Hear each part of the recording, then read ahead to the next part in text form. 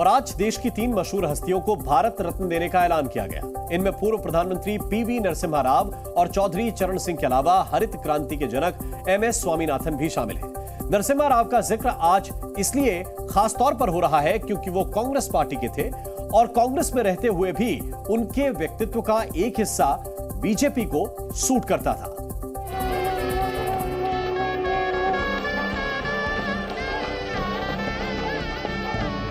सदियों की प्रतीक्षा के बाद अयोध्या में राम का जो कार्य साकार हुआ, क्या उसमें कहीं न कहीं एक भूमिका पूर्व प्रधानमंत्री नरसिम्हा राव की भी रही? और क्या पीवी नरसिम्हा राव के लिए हुआ भारत रत्न का ऐलान राम काज के लिए एक गुमनाम हनुमान का सम्मान है? पीवी नरसिम्हा राव 1991 से 1996 तक देश के प्रधानमंत्री रहे। 6 दिसंबर 1992 को जब अयोध्या में विवादित ढांचा गिराया गया, तब वो देश के प्रधानमंत्री थे।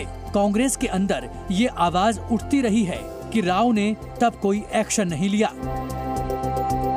पत्रकार कुलदीप नैयर ने अपनी किताब बियॉन्ड द लाइन्स में लिखा, मेरी सूचना के मुताबिक राव ने बाबरी घटना की पूरी अनदेखी की। जब 6 दिसंबर 1992 को अयोध्या में कार सेवकों ने बाबरी मस्जिद को गिराना शुरू किया, तब राव पूजा पर बैठ गए। वो पूजा से तभी उठे जब मस्जिद को पूरी तरह तोड़ दिया गया।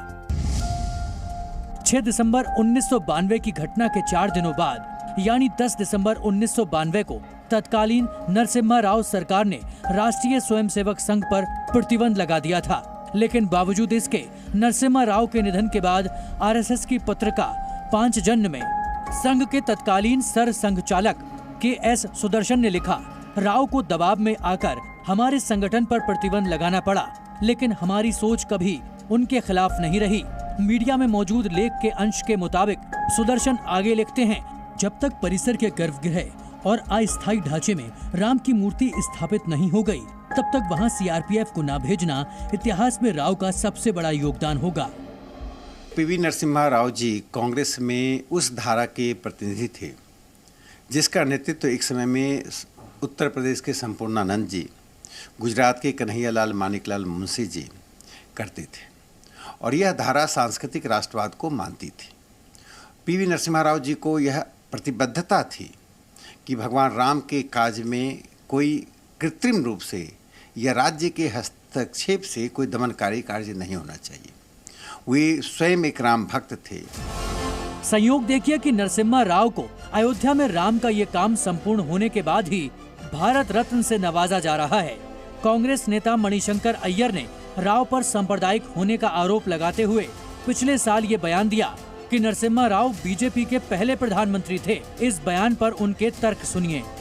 कि उन्होंने सोचा कि यदि बाबरी मस्जिद गिर गया तो तब वो कोई विषय नहीं रहेगा, तो इसका मतलब बनता है कि वो जानते थे कि गिरने वाला था और उन्होंने उनका साथ दिया। तो कैसे कांग्रेस प्राइम मिनिस्टर उनका साथ दे सकते? इसलिए मैंने कल कहा कि शायद वो बीजेपी के पहले प्रधानमंत्री थे। लेकिन राव को देश का सर्वोच्च सम्मान दिए जाने पर खुद उनके घर वाले कांग्रेस को कटघरे में खड़ा करना नहीं भूल रहे हैं। नरसिम्हा राव जी इतना बड़ा आदमी बन गया कि देश के विकास के लिए, देश के भलाई के लिए और पार्टी के विकास के लिए अपना पूरा जीवन समर्पित जो किया, ये बर्दाश्त नहीं हुआ गांधी फैमिली को। जो अच्छा काम है वो गांधी फैमिली का अकाउंट में, जो भी फेलियर है वो सब नरसिम्हा राव जी का जस्ट अकाउंट में। ये कैसा न्याय होगा भैया, बोलो। प्रधानमंत्री नरेंद्र मोदी भी पिछले साल नरसिम्हा राव की जन्मभूमि पर तेलंगाना गए तो उन्होंने एक ऐसा प्रसंग छेड़ दिया जो कांग्रेस को असहज कर देता है। इस मिट्टी ने देश को पीवी नरसिम्हा राव जी के रूप में एक प्रधानमंत्री दिए, लेकिन कांग्रेस के शाही परिवार उनको पसंद नहीं आया और उनका कदम कदम पर अपमान किया। यही नहीं, राव साहब के निधन के बाद भी सरेआम कांग्रेस के शाही परिवार ने नरसिम्हा राव जी का अपमान करने का एक भी मौका जाने नहीं दिया। जी न्यूज।